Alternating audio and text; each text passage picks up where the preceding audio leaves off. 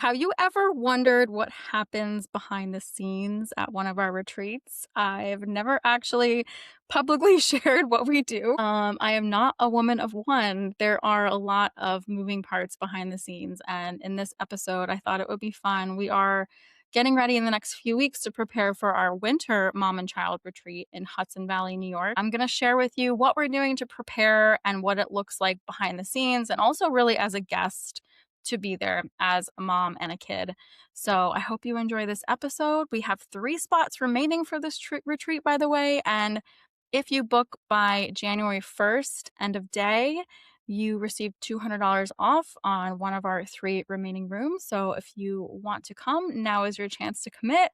I don't know about you, but I'm feeling like I need a nap right now after the kids have been home with me a lot more than normal. And so this is like a big nap. This is a beautiful way to honor yourself and give yourself some rest and really do it in a way that is intentional, a way that is cozy, and you are wintering in and you are leaning into the wheel of the year and the seasons right alongside your child, where you can connect on a way that doesn't feel like work for you. We are taking the decision fatigue from you. We are taking the mental load away from you as much as we can. You're still mothering, but we take it as much as we can away from you and give you all of the things that you really need right now.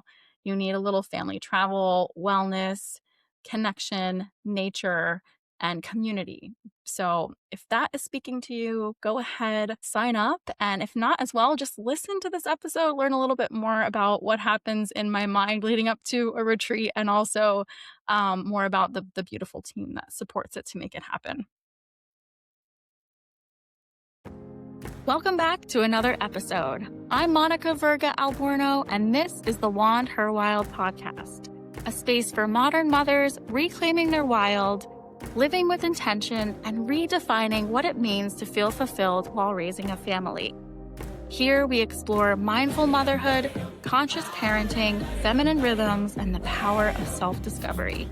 Guided by curiosity, we share honest stories, soulful conversations, and actionable steps you can weave into your full everyday lives. Hey, welcome back to another episode. It's Monica here, and I thought for the first time ever, really, I'm going to share what happens behind the scenes and a little bit more granular detail about what's going on inside of a retreat, and specifically our winter retreat that we have coming up in a short couple weeks. It is February 14th through the 17th of 2026, and we still have 3 spots left as I'm recording this. And there is a $200 off offer if you book and secure your spot. And I'm going to tell you more about what it looks like for us as a team to get ready for the retreats and also just move through the retreats in a way that feels very effortless for our guests and the littles that come along with the mamas. So here we go. So I'm going to just kind of actually share what I'm working on right now. Sorry, I had to take a sip of coffee there for a minute.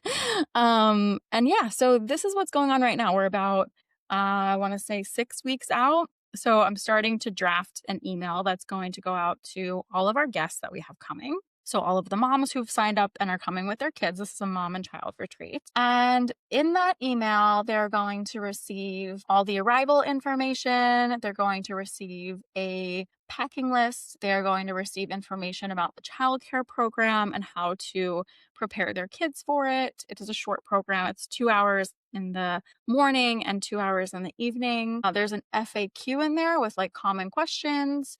There's some information about reducing our environmental footprint on site and like some things to respect and prepare for. There's information about the retreat team as a whole. It's not me there just by myself. Obviously, I have a whole team of usually about 8 or 9 of us that are there supporting the retreat as the staff. And then there is an action item for them to complete a form. So this gets sent out, as well as a button for them to join our WhatsApp group for guests. And inside the WhatsApp group, they get to start communicating ahead, because some people will end up maybe carpooling together During the retreat itself, we post announcements in there if people are in their rooms at a certain time during the day and they want an update about something. And yeah, and then after, people still connect through there. So it's a really nice place for just the guests of this upcoming retreat. And then, so what do we do after that? So we start collecting the information from the form and we chase people up nicely if they don't complete their forms. Usually we give people about, a week or 10 days to get it back to us. And it just has information there for us to get to know them better, like any support, any specific requests that they have. We have dietary needs in there that we ask for the adult and the child. And then so our catering team, our lovely Chef Lauren comes and she makes sure that those dietary needs are met either for the entire group, if it's like an allergy that really needs to be, um, yeah, that needs to be isolated from the menu, or if it's something that's just like maybe vegan or gluten free, like she'll prepare a specific option for those who need it. And yeah, and also we like to know if there's specific things that your kid maybe won't eat or likes to eat so that we have some of that on the grazing table at meals. So we collect all that information and we look at the dietary needs, and then we also create something that we're kind of calling like a digital index card, I guess is the best way you could say it. This is internal for our staff and it is confidential, but it's a way for us to get to know each of the guests before they arrive. So there's a picture of mom and kid there, and then it has information on the time that they're arriving and departing. It has their room information and any important information that we need to know. If they have a special request, if they want us to fill their room with something, if we need to support them in some type of way. It has some stuff usually there about what their kids enjoy doing. And so we have, yeah, a little bit of information before they arrive to prepare us. So that's happening, I would say, like now, about 4 to 6 weeks out, we're doing this and collecting all this information. And then fast forward about 3 days ahead of the retreat, I am flying from Norway over to New Jersey just so I can make sure I have time there. I have had weather delays and things happen in the past, so I like to make sure I get into the States with a little buffer. So I usually, I get there a couple of days ahead. And then I just start doing final checks. So I have a whole trailer that is stored at my parents' house in New Jersey. It's about an hour, a little over an hour away from our retreat location in the Hudson Valley, New York region. And I start checking all of our inventory, our gear, and usually printing out our final schedules and things like that. And just making sure the trailer is ready to go. We do things like the tire pressure is okay, like the hitch is on the truck. Like, so my dad drives the trailer up. My parents usually come up with me just for the drive so we can spend some time together. So that's what I'm doing 3 days out. It's just like final checks and making sure we have everything that we need. So then on day one of the retreat is 4 days long. We all arrive on site, the team, just the team, just the staff at 8 a.m. on that morning. So we get there. It's a 2-villa luxury estate on a sprawling 62 private acre property that is also surrounded by 30,000 acres of state forest. So we are in a very beautiful location. It is about a 15 to 20 minute drive from like the nearest like city. As soon as you kind of get into the state park, and it takes you about 15 minutes to drive into this beautiful estate. And then when you get 15 minutes out, luckily you have an urgent care and a hospital right by and a town to get groceries. But it's a good like 15-20 minutes in and out of just like this beautiful state road, which is so pretty in the winter. Like last winter we had lots of snow and it was just so picturesque. It was so picturesque. It's so beautiful that we have this property all to ourselves for this event. The team gets there 8 a.m. Just the team, not the guests yet. And my trailer is parked there from the night before. I always arrive the night before just in case we have any hiccups with the trailer, which we have in the past. We got a flat tire one year. And it was a whole thing. So now we learned that we need a little bit more time to make sure we get the trailer there. And why is it important we have the trailer there is because it has so many things. So this estate is beautiful, but there are a lot of things inside that we stage to make it cozy and warm and inviting and also kid friendly. So we go in and we tuck away all of the things that could be risky for kids, like any glass objects, anything that they could break. We put out like electric outlet covers on everything. Sometimes we put couch covers on things that could get messy. We have a lot of throw blankets and fidget toys. We set up an entire section of toys and books that are like winter themed and cozy. We have outdoor gear, like we have hiking packs for kids, double strollers, a couple of them. We actually even bring like little like winter hats and gloves if kids forget them, like colorful hats and gloves. What else? We have high chairs. We have a whole decor and styling section of the trailer that is for setting up lunch and dinner um, in the one villa side. And we even have like extra stuff if people forget toothbrushes and toothpaste and that kind of thing, extra diapers, that kind of stuff. And I forgot we have like yoga mats and bolsters and yeah, anything you can think of that you would need for a retreat is in the trailer. So we take everything out of the trailer and we start setting up. We set up the different spaces, all break down who's taking what section and what's being set up where. We also have welcome bags get placed in all of the rooms. So we start doing that from 8 a.m. We have a little team meeting and then we get to it. And then usually maybe like 3 hours in, we'll have a break where we all sit and we have lunch together. Lauren makes us a nutritious lunch. We all get to eat all of the retreat food that the guests get to eat. So we feel really nourished and have a lot of fuel in our bodies to keep moving all weekend. And then we usually have like a little grounding time. Sometimes we'll like do a little circle with some breathing or meditation just so we can protect our energy as well as we're starting this day. It's a lot. You're like high adrenaline and then you also want to make sure you're grounded and collected. So we do that together. And then we usually have a little last minute things that we are doing, usually like the rooms. If anyone had a request for something, we'll go and get you ahead. Like if there's certain foods that you want in the fridge with your name on them, or like extra milk or something like that, we go and get that for you in advance. So all that you fill out in your form ahead of the retreat, so we can do it for you. So we know you're coming with kids in tow and without a partner, so we know that you want to travel light. I also didn't mention like we have pack and plays, we have slumber pods, we have bed rails. So all of that stuff is in my trailer of gear. So yeah, so that's kind of what we do. And then guests start arriving in the afternoon.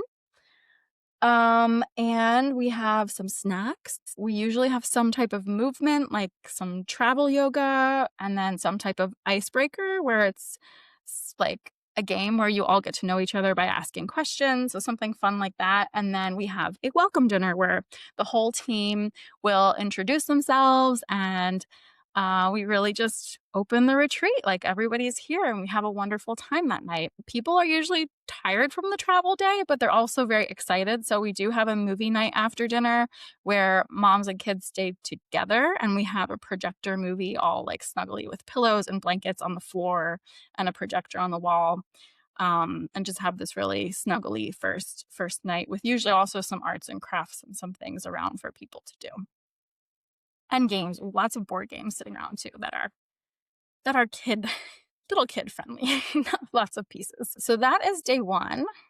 And I would also note in the background what's going on during this time is our team is after dinner, we're like breaking everything down. The catering team is washing dishes. Then usually like two of us from the team will stay and reset the tablescapes for lunch the next day. And then we usually always have a few people in the main house to help if like a mom needs to go up to the room and get something. We'll have some people from childcare there hanging out to watch kids and then just kind of chat and hang out. Then the team, usually like two of us will go early to sleep so that they can come back the next morning early. I'm usually the early the early arrival one since I'm on the European time schedule when I first get back. So then day 2, I am arriving at 6 a.m. with at least one other person from the team, and catering is usually already there.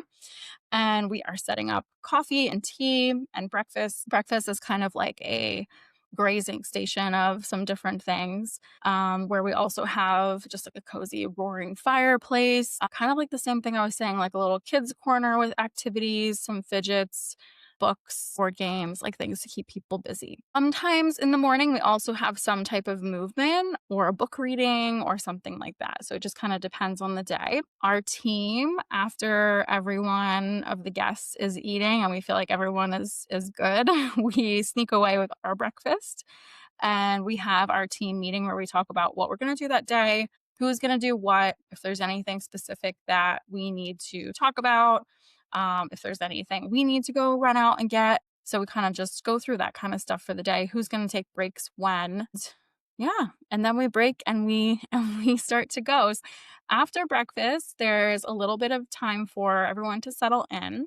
I would also say like our schedule is not jam packed. There is breathing room for people to just kind of sit and connect and talk and enjoy the time there together, especially in the winter because the winter one is meant to be a time to slow down and winter in, because wintering in, we all want to move a little slower and feel like we're hibernating and have that kind of snuggly energy where we just can cozy in with our kid and not have a lot to do. And the amazing thing about our retreats is that we are doing it all for you, right? You have the meals, you have childcare, you have the wellness activities. Of course, you're still parenting and you are still momming, but we try as much as possible to take away that decision fatigue and that mental load that carries with us as parents a lot of times when we're traveling as well, right? So we are really making a conscious effort to take those onto our plate for the weekend. So we break away and we then after breakfast, half of our staff and the guests are the kids and they are headed out on usually a little winter walk. We'll take a winter walk and we've done things like snow painting or create earth offerings with pine cones, and we say something about gratitude to the earth. And we've done a couple different things. There's chickens on site, so sometimes we go down to the chicken coops and visit the chickens. Um, yeah, I don't know. There's lots of things we do with the kids, and then we'll usually do some food sensory. They'll make like their own smoothie bowl, for example. What else have we done? And then there's usually always some type of movement for the kids as well with kids yoga. So it's only a 2-hour program. And while the kids are doing that, the moms are heading over to the yoga studio. We have our own yoga studio on site. And they are getting an opportunity to do some Pilates fusion or maybe more of a yin practice that day. It's always, I'd say specifically in the winter, we are moving a little gentler, but also giving you some fire. And after that, you move to some type of circle where usually our most famous thing, I guess you could say, during the retreat, as far as a circle goes, is our cacao circle, where we have a cacao that one of our team members makes who has learned the recipe from her roots and her origin. And she guides the circle of sharing of how we're just feeling in this season of life as mom, and also just the season in the wheel of the year. So that's a really nice way to kind of open. And then everybody gets back together for lunch. So we're making sure that catering is all set up. You know, they're always on top of stuff, but we always make sure we have really nice options for the kids to munch on. And everything in the winter as well, we really lean into cozy comfort. So think of those like cozy comfort foods that have a conscious twist, because everything is earth to table. We are seed oil free, we are sugar free. And we really stick to how whole food, so how it looks when it came out of the ground, is how you're going to find it on your plate most of the time, right? With a lot of herbs and just it's basic food, but it's also so delicious. I look forward to the food. It's one of my my favorite things. It's so good, and it's so nice not to have to make it yourself.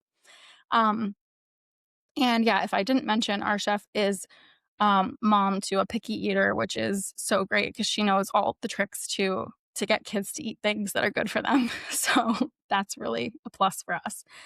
Um, so yeah, so lunch is all together. It's very casual. We have two long tables that everyone gathers at. Then there's usually some free time if people want to take an afternoon nap, read a book, go for a walk around the property. And then in the late afternoon, we have some type of like, sometimes it'll be a nature walk, a listening walk. We go visit goats for goat therapy, goat therapy is really just you um, learn about how animals and goats specifically can have healing or calming properties to them. And we are also giving back to a local sanctuary for goats in that way. Around that time as well, the staff in the background, we are, breaking down lunch, then setting up for dinner. We are as well behind the scenes getting some rest and eating our lunch and thinking about, who's doing those afternoon activities, who's going off for their own.